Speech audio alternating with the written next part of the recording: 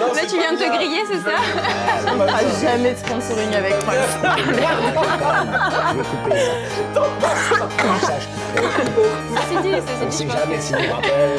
J'ai déjà fait, mais oui, on va couper cette partie-là. Ok, let's go. Let's go. Let's get it in. Let's get in. Let's get it on. Bon. Ça va partir. ça non, promet. c'est pas possible. Bienvenue sur le deuxième épisode du podcast Wall Speak. On est très heureux avec Eddy d'accueillir Case Vraiment. et Solène, donc respectivement photographes de mariage et wedding planner. Donc pour nous, c'est une grande chance parce qu'on va pouvoir discuter de plein de sujets divers et variés avec un regard différent et féminin en plus. Donc Yes. Bah, merci de nous accueillir. c'est Merci. une grande chance. Bonjour. Avec plaisir. Deux pointures. On a, Au moins ça. elle quadrille la zone dans le 60 et on a cette chance. Du coup, alors l'idée du podcast, c'est bien de parler sans filtre, de parler vraiment tranquillement. On n'a pas besoin de faire de grands salamalek et d'avoir un ton professoral. L'idée, c'est vraiment, voilà, on parle tel qu'on est. On n'a pas peur d'être divergent. On n'a pas peur de se rentrer dedans. On n'a pas peur de dire des vérités. Au pire, je coupe au montage. Ça va. Ça annonce la Au couleur. pire, je coupe au montage si on va un peu trop loin. Donc, première question, je dirais... alors, on a la chance d'avoir une photographe expérimentée et une wedding planner expérimentée. Team wedding planner ou pas? Qu'est-ce que vous en pensez? Si les gens ont les moyens, oui, sans Pour toi, conteste. c'est une question de moyens? C'est avant tout une question de Pour moi, moyens? c'est une question de moyens. Ouais. Ok. Toi, Personnellement, tu sais pas trop en fait. Ah si, sans conteste, moi. Si S'il y a les moyen, gens oui. peuvent se le permettre, si, Ok. wedding planner, complètement. Moi, je veux parler personnellement, je veux pas parler pour les clients. Ok. Pas team wedding planner au départ. Aïe. Mais plus le temps, c'est comme le bon vin. Plus le temps passe et plus je rencontre des bons wedding planners. Plus tu rencontres des bonnes Plus wedding je planners. rencontre des bons wedding planners parce que j'ai pas toujours affaire à des gens faciles. Ok. Mais c'est ce qui t'apporte aussi à toi en tant que pro. Ouais, C'est pas que aux clients. Parce- C'est qui t'apporte. parce qu'aujourd'hui, je comprends la valeur que ça m'apporte. Qu'est-ce qui te dérangeait avant? Bah, je pense que c'est l'écosystème qui était pas en place. C'est comme si c'était plutôt deux adversaires plutôt que deux associés. Ok. Ok. Alors que En moi, fait, je vois vraiment ça comme... Des il métiers y a une vraie complémentaires. complémentarité, une vraie Ouais. symbiose quand on travaille ensemble. Qu'on apporte chacun, tu vois, quel que soit le prestataire, on a notre propre expertise qu'on partage avec la wedding planner. Et elle, en fait, son rôle, finalement, c'est de condenser toutes ces expertises et de faire en sorte que les choses se passent au mieux, dans l'idéal, en fait. C'est pour ça que pour moi, c'est... Oui. Oui. C'est oui. Dès que les moyens le permettent, c'est ça, c'est oui. ouais.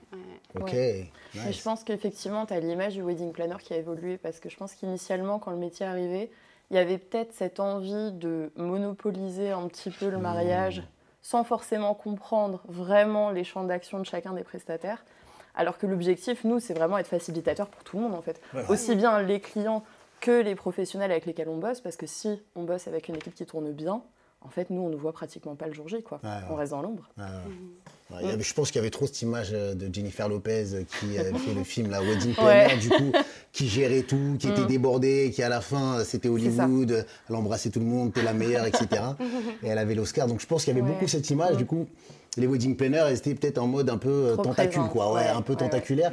Et c'est vrai que moi, dans mes premières années, ce qu'on rencontrait souvent, c'est des wedding planners, ouais, voilà, à la Jennifer Lopez, si tu veux. Tu vois, qui prenaient beaucoup trop de place, qui voulaient tout diriger. Et en réalité, toi, en tant que professionnel, tu as aussi ton expertise. Bien sûr. Ah Donc, bah, comme tu clairement. dis, il y avait ce côté un petit peu, voilà, on se Ouais. confronte, on est un petit peu adversaire. Et là, ça foire tout en réalité. Mais moi, wedding planner, moi, c'est vraiment une question de, je suis pas oui ou non, c'est une question de, pour moi, de taille de mariage en réalité.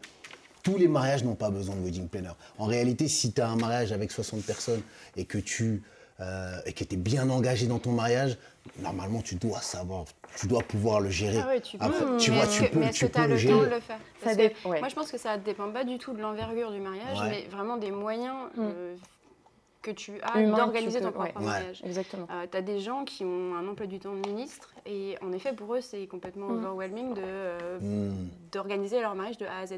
vont peut-être faire les trucs principaux, type le lieu, photographe, le traiteur. Mais après, les détails, pour eux, par exemple, là, tu vois, le couple de ce matin, eux, les détails, c'est ça qui les angoisse. Parce qu'en fait, il y a tellement de petits détails à mettre en place, ils n'arrivent pas à prendre des décisions et c'est là où ils sont un peu plus... Ils ont besoin d'être guidés. Et ils ont peut-être d'une coordination, d'un accompagnement, peut-être pas forcément d'une orga complète. Mais je pense que vraiment, ça ne dépend pas de l'envergure, mais plus des moyens que tu as. Des ressources que tu as dit. Arrête, tu as peut-être raison, parce que je vois peut-être ça de mon point de vue de professionnel du mariage. Du coup, moi, quand tu es 50, 60, pour moi, je vois pas ce qui peut te déborder dans l'organisation d'un mariage, mais je vois ça peut-être de mon point de vue. Et pourtant, tu vois, parce que pour le coup, moi, je le vois d'un point de vue orga. Le temps que tu vas passer à organiser un mariage de 50, c'est le même temps que tu vas mettre pour organiser un mariage de 200. C'est la même chose. C'est la même chose. Parce que ta typologie de prestataire... Ah bah ouais, mais ta typologie de prestataire, elle va rester la même. Fondamentalement, dans tous les cas, tu as besoin d'un lieu, tu as besoin d'un traiteur, tu as besoin d'un photographe, tu as besoin d'un fleuriste, tu as besoin éventuellement d'un officiant pour une cérémonie laïque, d'un DJ, de déco, enfin... Tu as toujours un peu les mêmes pôles, tu vois. Ton squelette, il reste similaire. Ce qui va changer, c'est effectivement la taille du lieu de réception, la quantité de choses que tu vas commander auprès de ton traiteur, la quantité de déco. Mais globalement, tu es à peu près sur les mêmes axes. Et tu vois, moi, je le vois bien, j'ai des couples qui me contactent qui sont 200 invités. Et j'en ai qui sont 50. Et en fait, c'est globalement des trentenaires qui bossent énormément, qui ont des responsabilités et puis une charge mentale en fait qui est telle qu'ils n'ont pas de temps à allouer à ça parce que ça les stresse trop. Et qui préfèrent justement prendre quelqu'un pour déléguer cette charge-là, aussi bénéficier de conseils et d'une expertise, tu vois, qui va les aider à prendre des décisions. Quand tu parles de wedding planner, tu parles aussi de coordination le jour J. On parle de la même chose. Ça va ensemble. Ça va ensemble. Honnêtement, pour l'instant, j'ai jamais eu de couple qui m'a contacté pour faire que de l'organisation sans la coordination.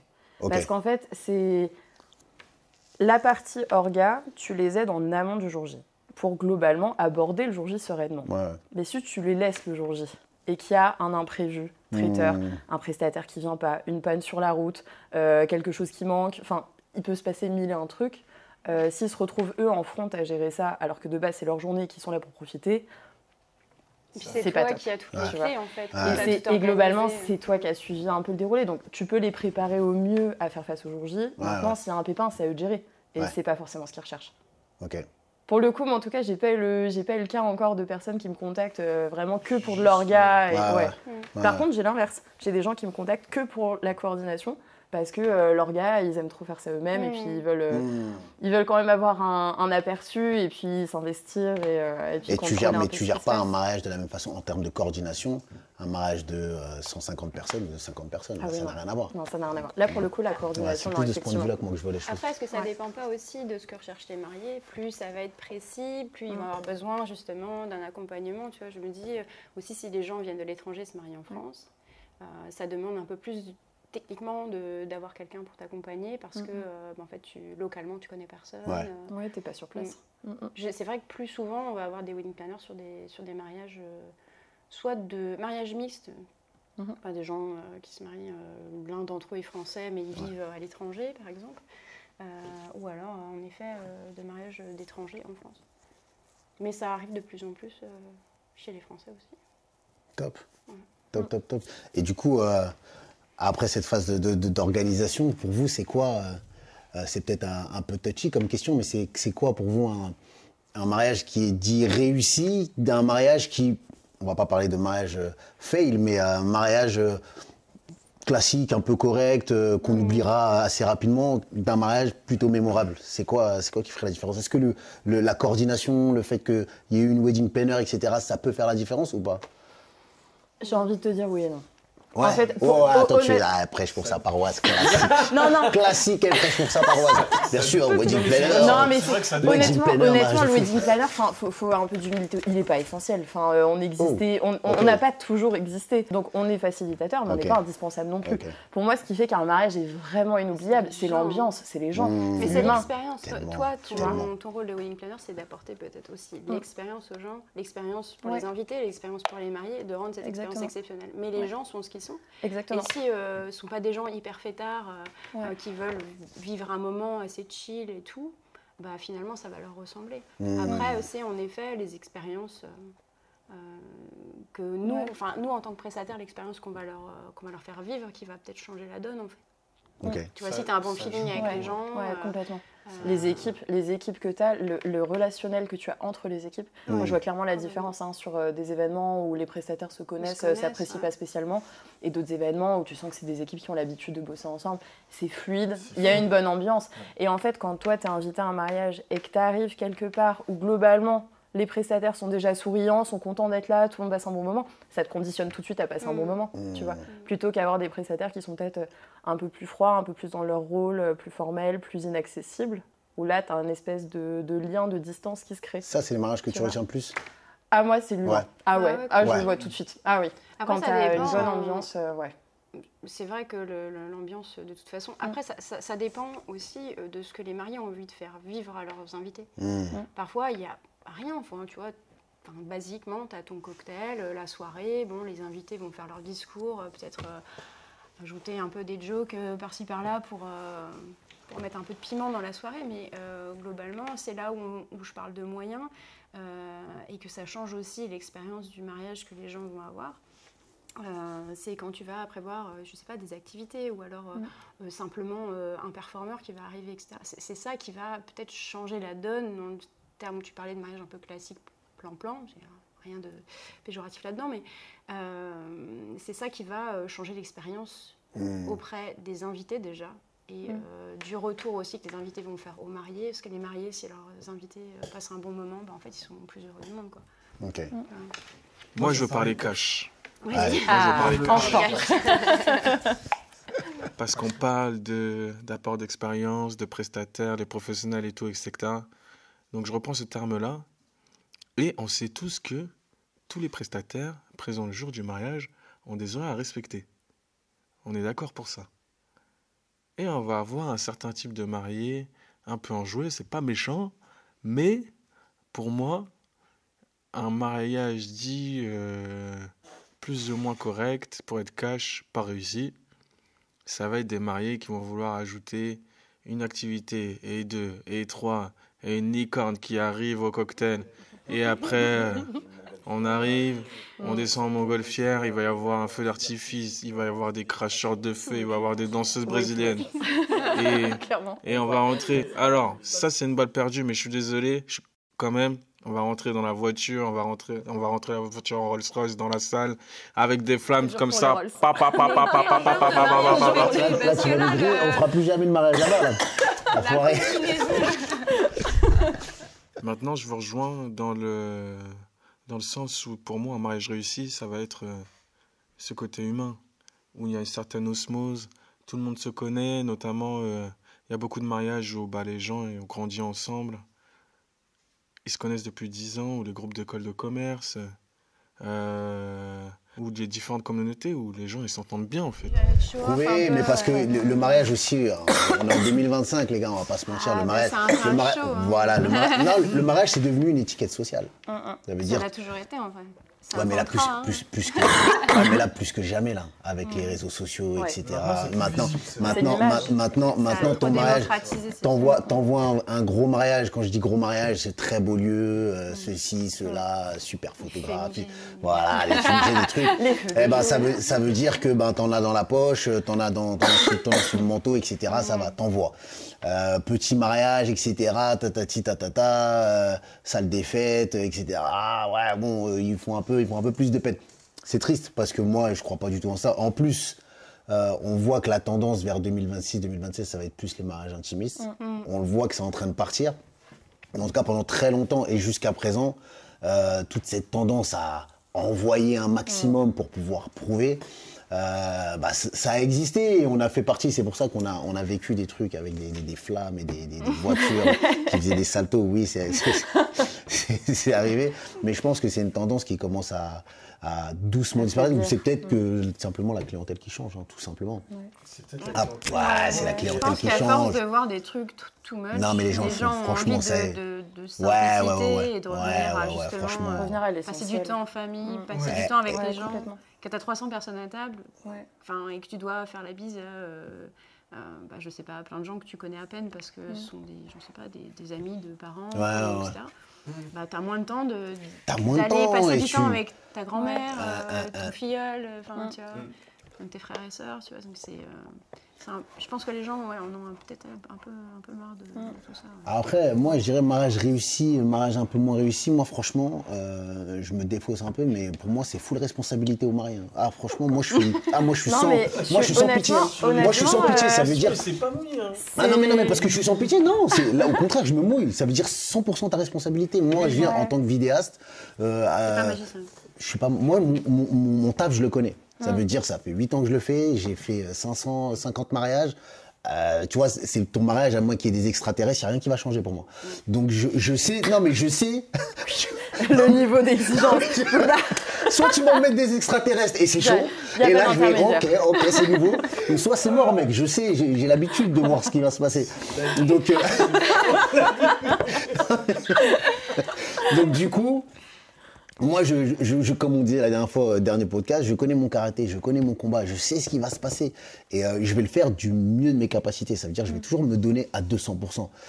Mais si toi, t'es stressé parce qu'il n'y a pas assez de caisses de champagne, si toi, t'es stressé parce qu'un tel, il n'est pas arrivé ou il est aux toilettes alors qu'il faut faire les photos, moi, je peux rien faire pour toi.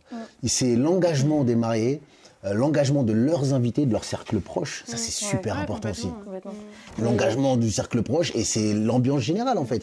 Et là ça fait la diff. Et tu peux avoir des pépins parce que tu en auras toujours. Et tu peux avoir du retard parce que ça arrive. Et tu peux avoir de la pluie alors que c'était pas prévu. Oui. Mais en fait c'est ta capacité à vouloir profiter du moment qui va faire que ton mariage il est génial. Il y aura toujours des pépins. C'est la clé. C'est vraiment la clé. Il y aura toujours des pépins. Et puis honnêtement, toi seul, en tant que marié, tu sais à quoi t'attendre de ton mariage. T'as pas à filer le déroulé minute par minute à tes invités. Personne ne sait ce qui doit se passer.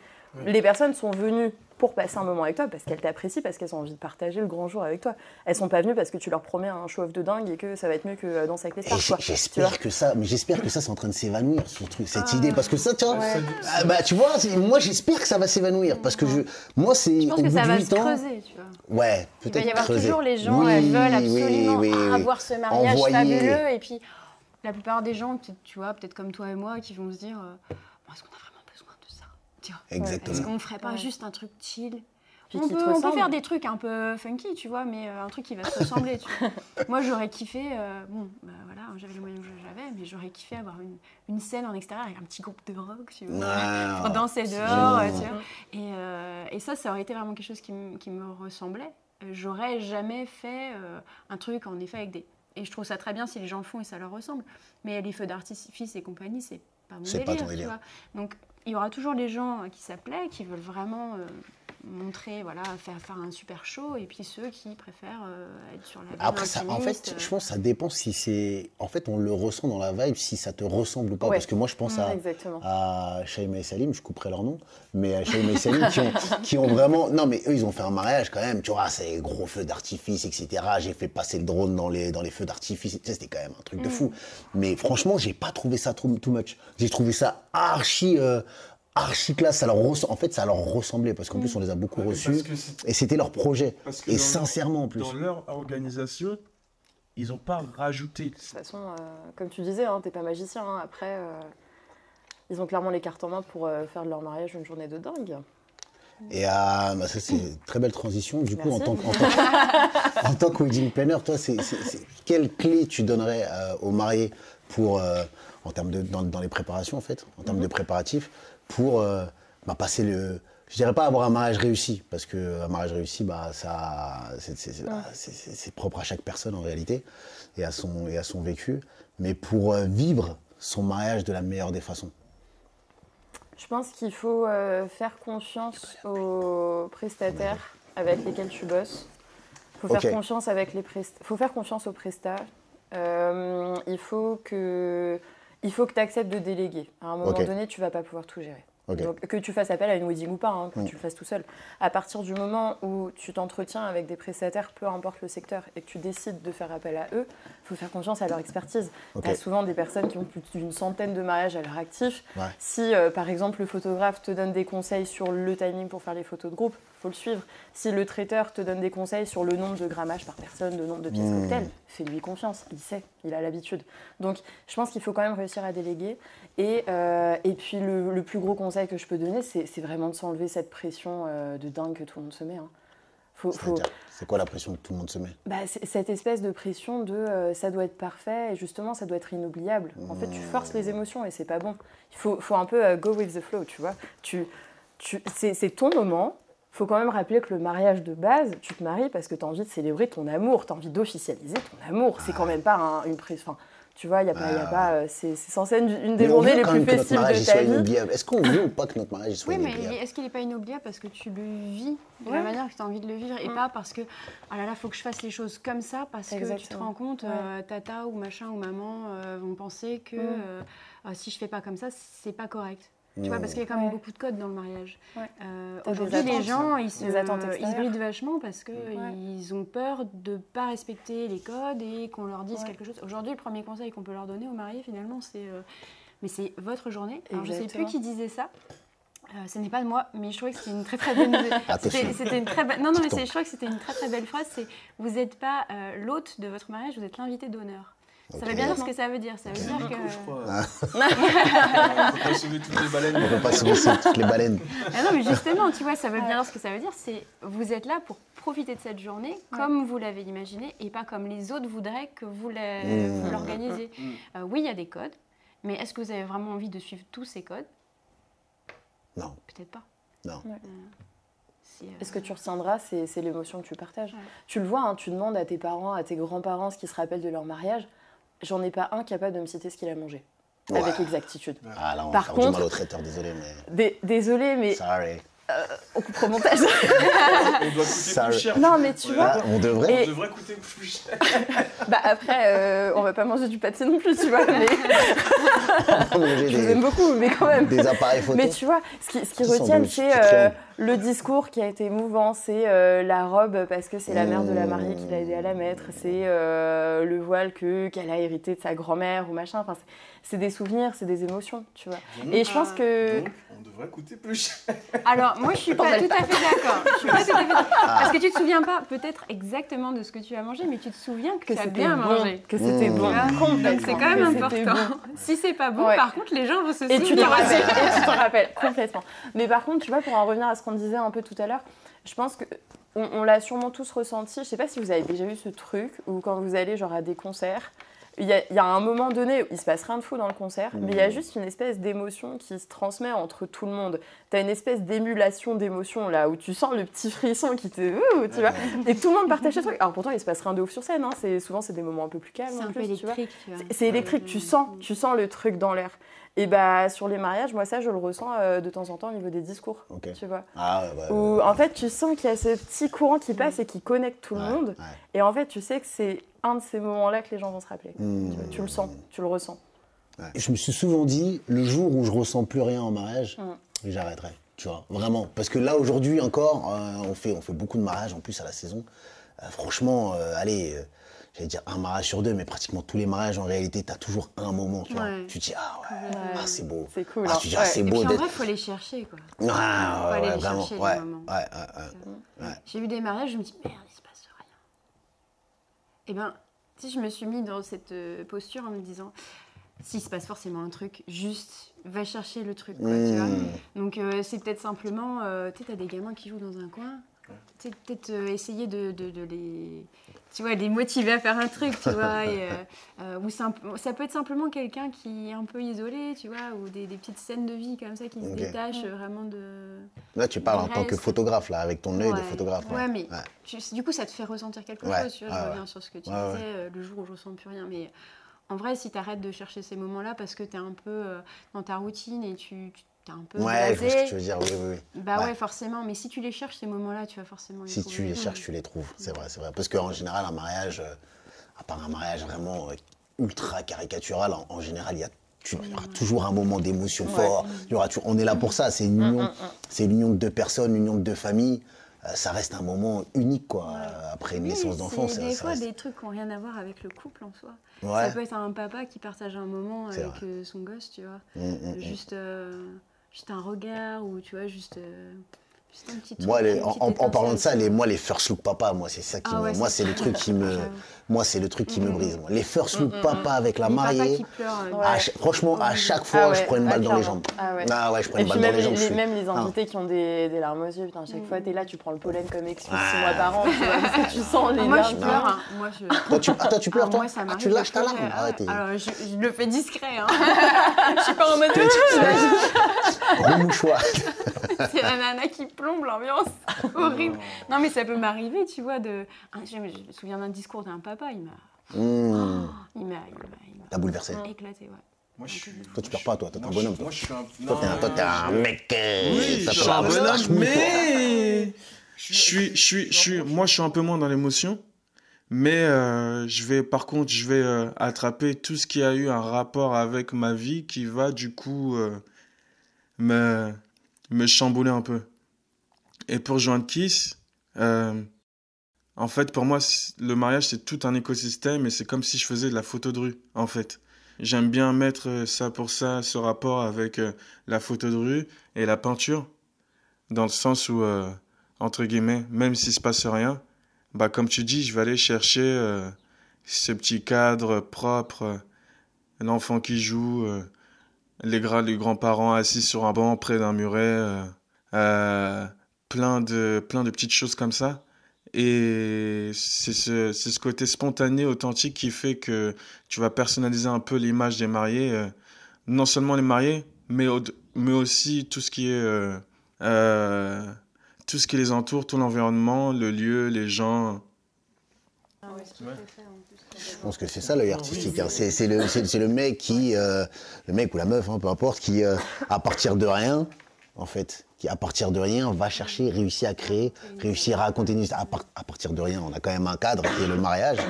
Mais en réalité, comme je dis souvent, c'est un scénario qu'on connaît déjà. Le scénario, c'est le même tous les week-ends, en réalité. Mais on doit le raconter. On doit le raconter et c'est ça qui fait que y a cette partie un peu artiste. On avait ce débat la dernière fois aussi. On est quoi? On est des artistes ou pas artistes en tant que photographe? Artiste ou pas artiste? Artiste mille fois, hein. C'est un point de artiste mille extérieur. fois. Parce que toi, Mais oui, mais parce que moi, tu vois, de mon côté, je suis extérieure à tout ça. C'est ça. Moi, de mon côté, je suis extérieure à tout ça. J'ai pas forcément le regard technique que vous avez. Ça, pour le coup, c'est votre expertise. Moi, ce que je vois, c'est les discussions que j'ai avec les mariés quand je propose votre travail, les retours qu'ils me font, en me disant on a bien aimé la partie préparative parce que c'était hyper sympa, ça retrace exactement les émotions qu'on a eues. Ou on a bien aimé justement ces petits moments de vie de l'enfant qui court, une photo de mes grands-parents tous les deux, trop mignons, ils savaient pas du tout qu'ils étaient photographiés, c'est génial. Et en fait, c'est justement avec les photos que vous faites, avec les histoires que vous racontez dans les galeries qu'on peut regarder, que en fait, les mariés se projettent. Tu vois. Il y a évidemment un côté... Parce que je pense qu'il y a des gens qui ont vraiment une vision, en tout cas vraiment une patte hyper marquée artistique. Je pense à Jennifer Mauer par exemple, je ne sais pas si vous connaissez. C'est hyper poétique ce qu'elle fait, moi j'adore. C'est des gens, tu reconnais leur travail parmi plein d'autres. Mais je ne sais pas si je me vois comme une artiste, honnêtement. Je pense que j'ai une sensibilité. Est-ce que ça fait de moi une artiste? Moi, je pense que c'est l'humilité qui te fait dire ça. Ouais. Moi, je sais pas. Je pense que c'est l'humilité. Non, que toi te vois comme une artiste. Non, je pense que c'est l'humilité parce que moi-même, je me considère comme étant fort dans ce que je fais. Vraiment, non, mais ouais, je suis fort dans ce que je fais. Mais j'ai du mal. Mais je suis fort dans ce que je fais. Je suis balèze, je suis méchant. Mais franchement, j'aurais du mal aussi, tu vois, à me proclamer, à me considérer comme un artiste. Mais c'est parce qu'en fait, ça émane de toi, du plus profond de toi. Donc, on s'en rend pas compte. Mais c'est génial d'avoir des regards. Ouais, mais d'un point de vue extérieur, si les personnes signent pour toi. Ouais, non, mais c'est parce que c'est ta vision, c'est ton travail de retouche. Pourtant, on le sait, ça, mais c'est dur de se le dire, tu vois. Moi, je vois clairement la différence. Enfin, je vous dis honnêtement. En fait, moi, je présente toujours des profils de photographes qui sont différents. Parce que si je propose 2 fois le même travail, globalement, ça sert à rien. En fait, ils vont pas réussir à choisir. Après, si, donc c'est des univers différents, aussi. Tu vois. Tu peux proposer des photographes qui ont le même rendu, plus ou moins, une pétouille de rien du tout. Pétouille. Les pétouilles, c'est ça, tu vois, je l'ai retenu direct. Pétouille, elle l'a dit. Mais par contre, est-ce que la personnalité va matcher avec celle des mariés? Si c'est des gens hyper introvertis et que t'as un gars qui arrive tu vois. Mais c'est hyper intéressant justement ce que tu dis, parce que tu vois, là j'ai eu le cas sur un mariage où j'avais 2 photographes qui étaient en lice. Une personne qui était vraiment discrète avec un regard un peu poétique et une autre personnalité qui fait un peu le même genre de travail avec une personnalité beaucoup plus marquée pour le coup. Tu sens la vibe justement artistique mais qui te transcende sur le côté aussi physique, enfin vraiment c'est une personnalité quoi. Bon bah mon petit couple, des petits chatons trop mignons, ils sont introvertis, déjà se marier ça les stresse, mais ils sont en BPM 180 depuis un an. Bah ouais, en fait ils m'ont dit, en fait le travail sympa mais c'est limite intimidant, tu vois. Et du coup ils sont allés faire une personnalité qui était plus discrète parce qu'en fait ils ont besoin d'avoir quelqu'un avec qui ils sont à l'aise. Tu vois, s'ils ont limite peur de la personne qu'ils ont en face d'eux parce que beaucoup trop extraverti ou qu'ils les mettent pas à l'aise, sachant qu'en plus les photographes, vous êtes quand même dans l'intimité des gens, on va pas se mentir. Vous êtes clairement au plus proche de toute la journée. Si ils se sentent pas à l'aise, tu vas le ressentir direct. Tu vas le ressentir. C'est là où toi, tu vois, comme tu les vois avant nous finalement, tu sais ça c'est une chose que tu sais. Bien sûr. C'est une chose que tu sais. Tu vas pas leur présenter des gens qui vont pas avec qui ça va pas matcher. J'avoue que des fois je teste. Tu vois, parce que des fois je me dis, ça a pu arriver notamment sur une presta où je me suis dit c'est un peu à contre-courant, mais en vrai, why not? Peut-être que ça va le faire. Au final, ça l'a fait parce que justement, ça a changé du brief initial. En fait, il m'a dit, j'y avais pas pensé. En fait, et tu t'es déjà gouré? Tu t'es déjà trompé? De casting, de match. Pour l'instant, non. Non. Pour l'instant, non, mais parce que aussi sur les métiers qui sont vraiment humains, moi, je recommande vraiment d'avoir un contact entre les mariés et vous. D'accord, tu fais d'abord le contact, c'est vrai. C'est hyper important. Parce tu ne bookes pas et après t'emmènes le photographe sur le mariage. Impossible. Je peux pas dire à des mariés de signer avec un DJ ou un photographe sans l'avoir vu, sans avoir eu un feeling. Ah non, impossible. C'est bien. Impossible. Vous avez une trop grosse importance pour que le déroulé se passe bien, pour leur imposer quelqu'un et leur dire Yallah, on espère que ça le fasse, tu vois. Non, c'est trop risqué. Même dans l'autre sens, tu vois, je me dis, imagine t'as un prestataire, quel qu'il soit, qui est hyper introverti, qui se retrouve en face d'un couple qui est hyper cash, tu vois, ça peut aussi ne pas du tout fonctionner. Parce que le photographe ou peu importe qui est le prestataire, va peut-être se sentir intimidé par ces personnes-là et du coup, moins avoir de prise d'initiative. Ou... Ça t'est déjà arrivé ça? D'avoir d'être intimidé par des couples. Un couple qui prend un peu de place. J'ai eu des personnes pas forcément sympas. Ok. Pas qui prenaient forcément beaucoup de place, mais des personnalités un peu de décoffrage, on va dire. Mais ça s'est bien passé parce que moi je désamorce avec un sourire, généralement ça passe bien. Mais c'est vrai que je suis plutôt, je peux pas dire que je suis réservée, mais je suis plutôt discrète. Surtout en mariage, j'ai pas trop, je suis pas du tout du genre à faire partie du décor. C'est parti, les gars, on y va. Ça dépend parce que quand ça fait plusieurs fois que tu rencontres les gens, c'est parce que tu vois avec le bouche à oreille, parfois ça t'arrive de faire 5-6 mariages, tu vois, dans la même famille avec les potes et tout. Donc au bout d'un moment, tu deviens un peu un tu pote fais partie du décor. Voilà, tu fais partie du truc. C'est ça. Mais ouais, des personnalités un peu complexes à gérer, ça m'est déjà arrivé. J'ai même eu un truc qui est arrivé. Ah, tu disais que tu n'avais pas d'histoire. Vas-y, balance. Si, j'ai eu une mariée qui a été extrêmement désagréable pendant les préparatifs. Je pense qu'elle était complètement stressée, tout simplement. Elle n'arrivait pas du tout à se détendre.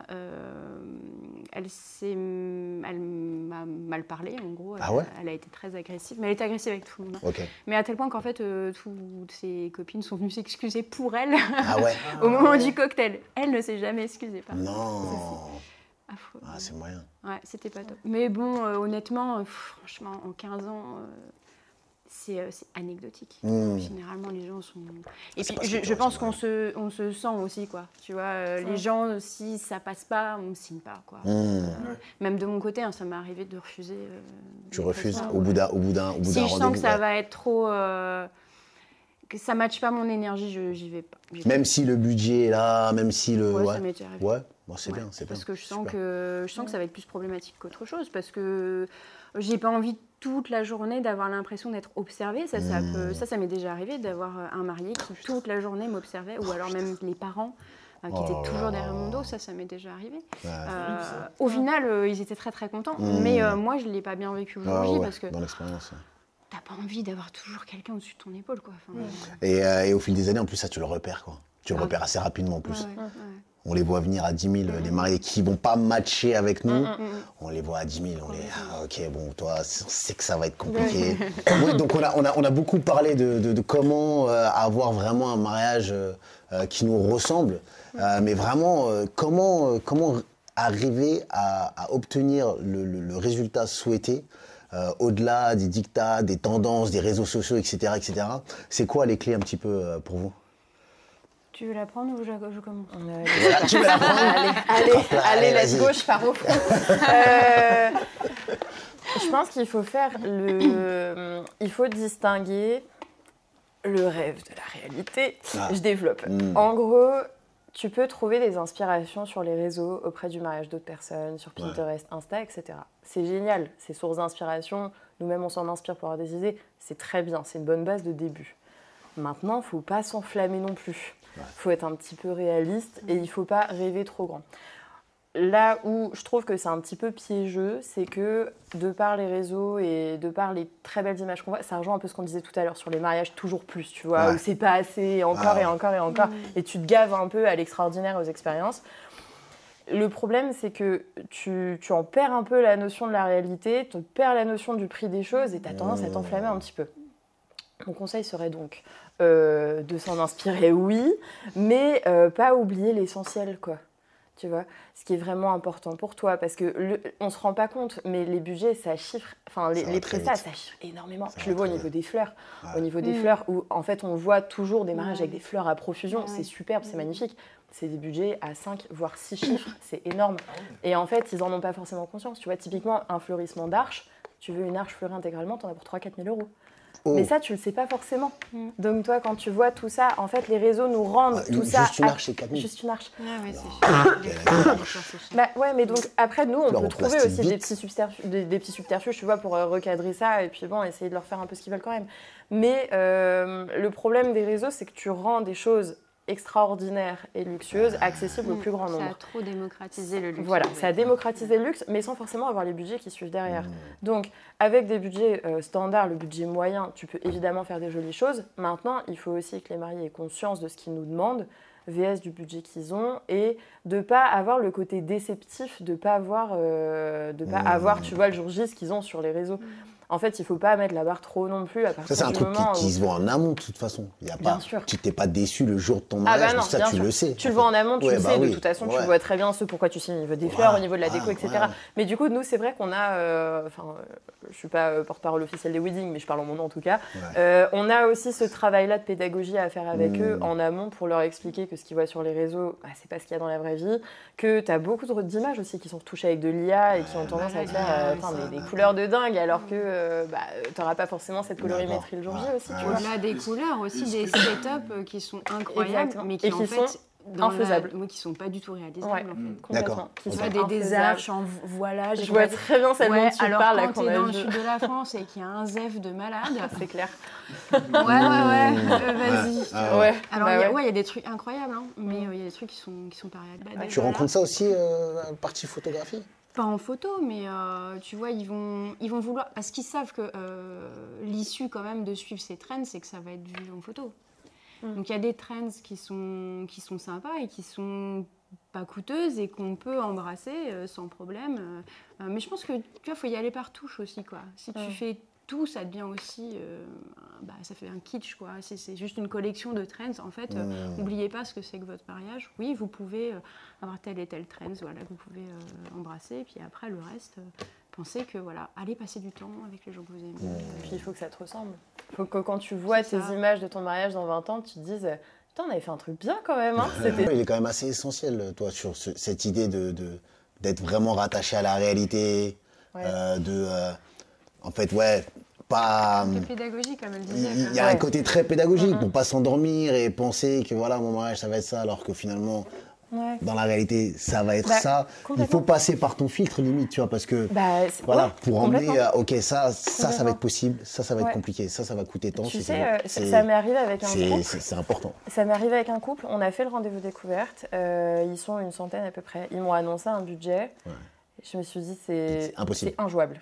Je connais pas la région, j'y ai jamais mis les pieds, mais c'est injouable. Ouais. De principe, c'est injouable. Je leur ai dit, écoutez, je me renseigne sur les tarifs. Et après, on discute de est-ce que vous voulez signer avec Mauvois. Juste au moins, je me renseigne parce que là, pour le coup, ça me paraît pas jouable.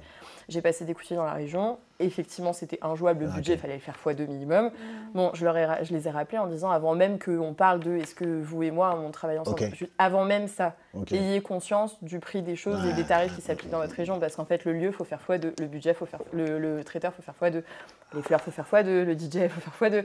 Et en fait, si tu veux, je me suis dit, de toute façon, moi je me dis, ça passe ou ça casse. Enfin, tu vois, soit ils se braquent et ils se disent, bon bah, ciao. Ouais. Soit ils se disent, ok, bon bah, au moins elle a eu l'honnêteté de nous dire que le projet a été pas jouable au vu du budget. Et finalement, c'est ça qui s'est passé. En fait, ils ont apprécié cette démarche-là pédagogique de leur expliquer que le budget est un beau budget. Faut pas culpabiliser parce que t'as pas un budget à 100 000 €. Faut se détendre aussi là-dessus parce que, putain, on parle de montants qui sont quand même assez incroyables.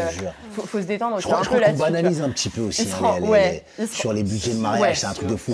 Les gens, ils mettent 30, en tout cas, nous, les mariages qu'on fait, ils mettent 40, 50 000 sur un mariage. C'est des beaux budgets, c'est des très malades. Ça commence à être des beaux budgets. C'est des beaux budgets. Ça commence à être des très beaux budgets. Et en fait, je pense qu'il faut aussi apprendre aux gens à déculpabiliser sur leur budget parce que, en fait, de par les réseaux, de par Pinterest, tout ça, on voit des trucs de dingue, mais t'as aussi le mariage entre guillemets normal, qui au final n'est pas normal parce que c'est ton mariage, il te ressemble et tu vas en faire un truc bien, mais qui est juste sans artifice, sans trop de superflu autour.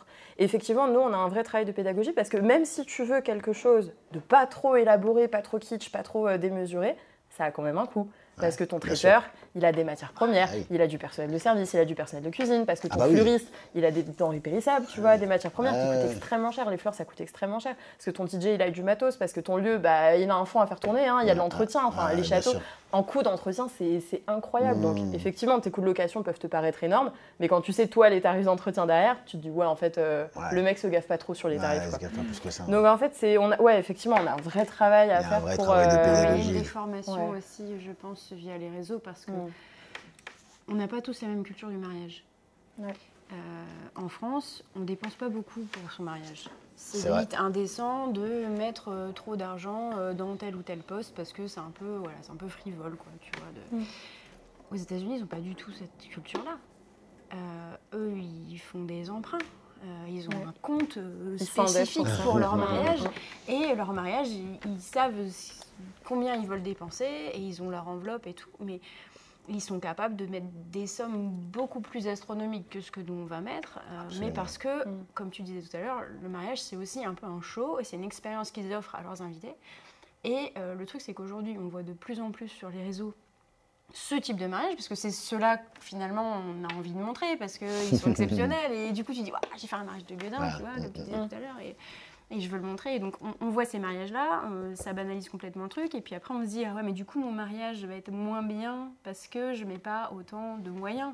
Alors qu'il faudrait remettre au centre qu'est-ce que c'est que le mariage. C'est l'union entre deux personnes. Mais ça n'empêche, ça peut être l'union entre deux personnes et tu peux faire ton mariage de gueudin aussi. Ça peut être ça, en fait. Mais si tu en as les moyens. Le côté... tu vois, énormissime, gigantesque, apocalyptique, sur les réseaux. Tu vois, non, mais tu vois... T'invites tous les cousins au second degré. C'est la fin de l'ère de... Non, c'est Stargate. Il y a une vraie dimension ciné quand même. Cinématique. Il y a une vraie culture de l'image. À un moment donné, ça va trouver ses limites. Tu vois, t'arrives au bout du truc. Ça va être trop loin. Un peu comme, tu vois, la saga des Avengers, en fait, ça arrivait... Non, mais c'est vrai, ça arrivait jusqu'en 2018-2019 avec les deux derniers films énormes, Endgame et Infinity War. Et après, Marvel, alors que ça faisait 10 ans que ça explosait, le soufflet, il est retombé. Parce qu'en fait, ils sont arrivés au bout du truc. Et c'était génial, les deux derniers épisodes. Les plus gros succès au box-office sont dans les 10 premiers. Donc, ils sont allés au bout du truc. Mais depuis, ils comprennent pas pourquoi. Et donc, ça fait maintenant 6 ans. Alors que c'était une industrie qui était vraiment en pleine expansion. ils comprennent pas pourquoi ça ne marche plus. Bah, les gens sont là. Ça ne marche, mais c'est Ah ça. ouais. Dernière part. Aïe. La C'est dernière, bah c'est. Plus time. Ouais, c'est. Ouais, on est bien. T'as oublié de faire ton petit placement de produit Marvel. Hein. Ah ouais, je l'ai pas fait. T'aurais pu leur demander des royalties. C'est vrai, j'aurais pu, putain. Non, quoi que je les descendais un petit peu. Hein. Je disais, plus personne s'intéresse maintenant. Donc ouais, c'est pourquoi avoir choisi ce métier. C'est. Là, vous allez parler vous allez parler un petit peu de vous. Là, l'idée, c'est de savoir pourquoi, qu'est-ce qui vous a emmené vers ce métier, qui est un métier où tu peux être au final très successful, hein, bien sûr, mais ça peut être aussi très précaire, avec son lot d'angoisse, parce que tu es aussi un entrepreneur, du coup, au final, tu es responsable de tes propres revenus. Donc, ouais, qu'est-ce qui vous a guidé, emmené, qu'est-ce qui vous donne toujours ce feu ok, ça fait quoi, 15 ans Ouais, ça fait 15 ans. Ouais. 15 ans. Donc 15 ans, comment tu fais pour garder cette flamme au bout de 15 ans et te dire toujours, je me relance? Alors, je vais pas te mentir, tu as des années où... Alors, pas où tu n'as plus envie, mais où tu doutes vachement. Ah ouais? Où tu te remets vachement en question, mais c'est ce qui te fait avancer aussi. Hein. J'ai eu une année comme ça où je me suis dit... En gros, tout ce que je produisais, j'avais l'impression que c'était de la merde, quoi. C'est vrai? Horrible. Mais les retours que tu avais? Alors, j'avais de bons retours.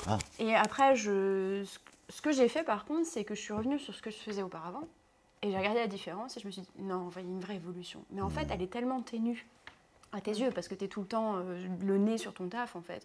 Tu es toujours en train d'ajuster, de dire, ah bah non, je voudrais plutôt tel rendu, etc. Donc, tu t'évolues tout le temps. Mais finalement, l'évolution, pour toi, elle est assez progressive. Et du coup, tu t'en rends peut-être plus trop compte, quoi. Donc si, ouais, j'ai eu des moments de doute, et ça m'arrive encore parfois. De toute façon, je crois que ça ne nous quittera jamais vraiment, je pense, en tant que photographe ou vidéaste. Tu as toujours des moments où tu es un peu en mode... Je pense que les gens du métier de l'image ont des éternels insatisfaits. Ouais. Ça, il y a un truc avec ça. Toi, tu as l'impression que tu as choisi ton métier? Parce que moi, j'ai pas du tout l'impression d'avoir choisi ce métier, en fait. Choisi, non, mais ouais, je pense que c'est des métiers qui nous tombent dessus. C'est vrai que c'est un peu par hasard, mais une fois que j'ai été dedans, ouais, je l'ai choisi. Je me suis jamais dit, je vais être photographe, quoi. Moi, vidéaste, ouais, si. Moi, la vidéo, toujours, ouais, depuis toujours, vraiment. Mais le mariage, c'est... Tu tombes dedans, j'ai mis un pied, j'ai trempé un orteil. Et... Alors, Olympide ou Olympide ou style? J'ai trempé un orteil et en fait, tu dis... Et ouais, c'était bon, quoi. C'était bon, l'eau était tiède, les retours... Je suis restée, du coup. Non, mais l'eau était tiède, les retours étaient bons. Et là, tu dis, ok, ouais, il y a peut-être un truc à faire. Et en fait, tu y vas et au final, ouais, jackpot, quoi. Donc... ouais. Après, toi, je sais pas. Moi, ça m'est tombé dessus. Toi, ça t'est tombé dessus? Non, mais comment tu fais pour aujourd'hui pour maintenir la flamme, garder le feu comment sacré. Tu gardes ce feu sacré Je m'imagine comme. Je mets des bûches, je coupe du bois. Je coupe du bois. Non, moi, j'imagine comme un petit enfant sur un terrain de jeu. Je suis passé par une période un peu comme toi où, en fait, j'ai toujours eu peur d'avoir cette panne d'inspiration. Je pense que c'est l'angoisse de tout artiste. La page blanche, quoi. Ouais, le syndrome de la page blanche. Et j'ai toujours eu peur de ça. Et donc, du coup, un jour, je me suis rassuré en me disant, en fait, Eddie, pour pas avoir cette panne d'inspiration, tu t'imagines comme un enfant qui est plein d'imagination sur un terrain de jeu, qui va te permettre en fait d'avoir cette créativité infinie en fait. Et c'était quoi la question déjà? Moi, un maximum, moi je protège vraiment ma flamme. Tu sais, celle qui s'est allumée il y a 8 ans maintenant, je la protège. Ça veut dire que je fais attention à elle. Ça veut dire la flamme, celle qui me permet à chaque week-end de me dire ah ouais putain ça va être stylé ce mariage, etc. J'ai envie d'envoyer du lourd. Je la protège. Ça veut dire que avec les années maintenant, je vais faire attention au mariage qu'on va prendre. Au mariage, il y a des mariages, des fois, nous, ça peut nous arriver, vu qu'on travaille avec des équipes, d'avoir plusieurs mariages. Je vais un petit peu choisir là où je vais aller pour toujours protéger ma flamme. C'est vraiment, bon, là, je sais que je vais vraiment pouvoir tout donner là-bas parce que je suis en vraie connexion avec le couple. Je vais aller là-bas. Plutôt que d'aller là-bas où, effectivement, le mariage, il va être peut-être un peu plus grandiloquent, mais ça va être un peu plus difficile avec les mariés. je protège toujours ma flamme. Je décide aussi de protéger ma flamme en faisant des fois des journées moins longues. Comme on travaille avec des équipes, je peux mettre des gens des fois le soir. Je le fais de plus en plus souvent. Ça veut dire que je mets des équipes le soir, comme ça, moi, ça me permet de me libérer. Et du coup, ça fait des journées moins difficiles. Et quand tu sais que tu commences à 11h et que tu termines à 19h, t'as pas la même journée. Que quand tu sais que tu fais 11h, minuit, 1h du matin, tu sais que le soir, va falloir tirer de la... Ah ouais, là, tu sais que tu finis à 19h, oh, ta journée, elle est belle. Donc là, tu vois, encore, je protège toujours ma flamme. Et moi, je me suis dit, tant que j'ai la flamme, je continue parce que c'est génial. Ce métier, il est top, il nous apporte tellement de valeur et on apporte tellement de valeur aux gens. C'est génial. Mais c'est vraiment cette idée de, faut protéger son. Tu parlais de cette vision d'enfant. Faut protéger ce petit cœur d'enfant qui te donne envie à chaque fois d'y aller. Il faut le protéger. Et c'est dans la même idée par rapport à ce que je disais. Si demain, s'il y a plus rien qui me touche. Tu vois, s'il n'y a plus rien qui me touche le jour J, si les discours, je me dis, vas-y, mais lui, qu'est-ce qu'il raconte Bon, il y en aura toujours, soyons très honnêtes quand même. Il y en aura toujours. Mais si tu commences à être comme ça, tous tes mariages vas-y, lui, il fait le lover. Alors que c'est un mariage, mais oui, il fait le lover. Oui, il fait le lover. Mais vas-y, il fait le lover. Là, c'est que c'est mort. C'est que là, tu n'as plus rien à faire là. C'est plus, tu vas pas pouvoir en plus retranscrire avec exactitude et avec, vraiment avec passion. Ce que lui, il a voulu transmettre à sa femme, ou inversement, il faut vraiment être engagé, en fait. Il faut être là, l'œil, tu vois, il faut avoir envie. Et même, parce que moi, pendant que je tourne le truc, je sais déjà, ah ouais, ça c'est sûr, je le mets, tu vois. Ça veut dire que je suis dedans. Je sais déjà que... Tu vis le moment. Ouais, tu vis le moment. Ah ouais, ça c'est top. Boum, ça va dans le montage. Et ça, c'est une preuve pour moi que je suis encore dedans. Tout va bien. Donc, c'est une flamme, c'est une étincelle qu'il faut absolument protéger et il faut se mettre, je pense, dans les meilleures conditions. C'est pour ça qu'aussi augmenter ses tarifs, à chaque fois, c'est important. Tu auras toujours des mariages sur lesquels tu ne seras pas hyper convaincu parce qu'il y a toujours des petites erreurs de casting, tu vois. Ou aussi parce que tu es des années aussi. Voilà, soyons très honnêtes, on en est tous là. On ne fait pas tous des mariages ultra haut de gamme. Il peut arriver que parfois on ait une année un peu sèche, tu vois, et puis tu vas accepter des choses que tu n'aurais pas acceptées auparavant parce que tout simplement tu veux maintenir un certain standing. Mais voilà, donc forcément tu auras toujours des mariages sur lesquels tu sais que tu vas moins t'éclater, mais c'est pas grave en fait. Dans tous les jobs, tu as des journées aussi où tu t'éclates moins. Ça fait partie de la vie, quoi, tu vois. Parce qu'aujourd'hui, en fait, le souci, c'est ce que je disais à Solène quand on a commencé à faire nos petites dates. Des dates, Elle balance face cam. Aïe, aïe, aïe. On parlait de On a basculé au Texas. On a basculé. Podcast Love. Alors, comment t'as eu tes premiers crushs dans le milieu pro? Alors, mon premier crush, j'ai pas eu beaucoup de crushs, j'en ai quelques-uns, mais tu fais partie. Wow. Allez, on arrête là, c'est bon. Donc, quand on parlait...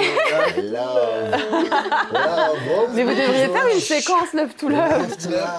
On prend des auditeurs. Allez, C'est le téléphone rose. Allez, appelle vite. allez, tu vas te marier avec... Nous avons Brian au téléphone. Ouais, on fait des dates, tout ça, après il va se marier, après il se Tu marie. fais des Daddy Love. On pourrait faire la Daddy Love de fin de podcast. Bon, Ok. quand on parlait tarif avec Solène au tout départ, je disais attention, le risque, quand tu te mets pas cher au début, c'est que le bouche à oreille, c'est quand même... Honnêtement, moi, c'est un bon 90% des gens qui me contactent. Bien sûr.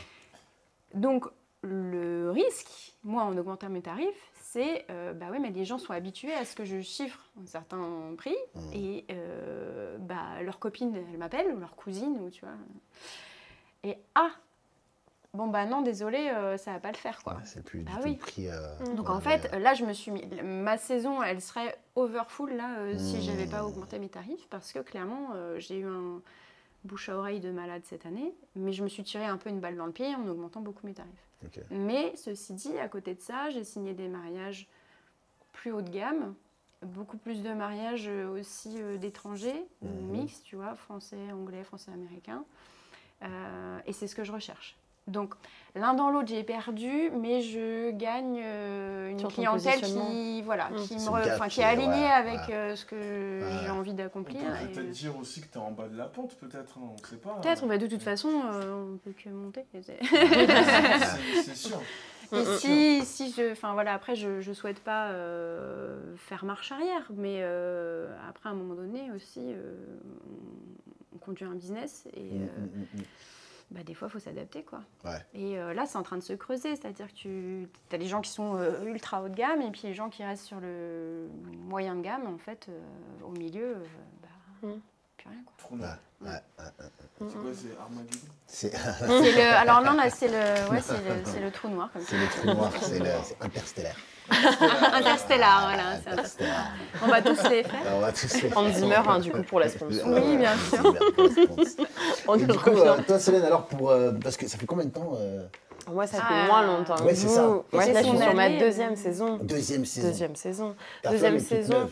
Ta flamme est neuve. Ma flamme est neuve, mais c'est intéressant ce que vous dites parce que ça fait écho, même avec une flamme neuve, une petite flamme qui prend. Une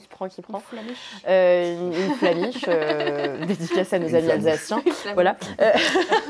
Non, effectivement. En fait, écoute, ça m'est arrivé là, cette année notamment, de ne pas donner suite à un couple parce que le feeling n'était pas là. Et en fait, on a un métier, nous, on va les accompagner pendant 6 mois, 1 an et demi, voire 2 ans pour les plus avertis, les plus excités, les plus enjoués. Où du coup, c'est vrai qu'on a quand même un travail de longue haleine avec eux. Et si t'as pas un bon feeling, Tu vas subir. tu vas subir et puis en fait, tu fais du mal à cette petite flamme, tu vois. Et du coup, là où je suis contente, c'est qu'entre l'idée que je me faisais du métier il y a quelques années, quand le métier a commencé à arriver en France, et là maintenant le fait de m'être lancée, il y a vraiment une corrélation. Et c'est encore plus excitant que l'idée que je m'en faisais. Et ça, c'est cool. Wow. Parce que j'aime trop ce que je fais. En fait, ça nourrit ma personnalité, ça nourrit mes compétences aussi, ce que j'aime faire et ce dans quoi je suis bonne. Et en plus, en fait, tu participes à une journée qui est trop cool. La gratification, la reconnaissance que tu as derrière, elle est dingue. Moi, j'adore quand les maris viennent te voir en te disant « Putain, c'est le plus beau jour de ma vie ». Tu as tout gagné. En fait, là, moi, je me dis « Benko, peu importe combien tu as facturé, peu importe le type de mariage que tu as fait, quand tu as juste cette phrase-là, de viennent te voir en te disant putain, c'est mieux que ce à quoi je m'attendais, c'est encore mieux que dans mes rêves les plus fous. Ouais. En fait, on est comme des petits-enfants, quoi. On recherche cette validation un peu. Puis moi, la nana... tu vois. Ah, mais bien sûr. Puis moi, la nana un peu fleur bleue, tu vois, dès que je vois juste des couples qui s'aiment et qui ont cet amour-là vraiment au centre de leur démarche, c'est trop cool. C'est trop cool. Bon, ok. Bon, merci beaucoup. Merci les filles. Merci Guy. C'était vraiment top. Et franchement, hâte, j'allais dire de partager, mais ça sera juste après. Donc, merci encore infiniment et on se voit au prochain épisode. Ciao, ciao. Bye. Merci les filles.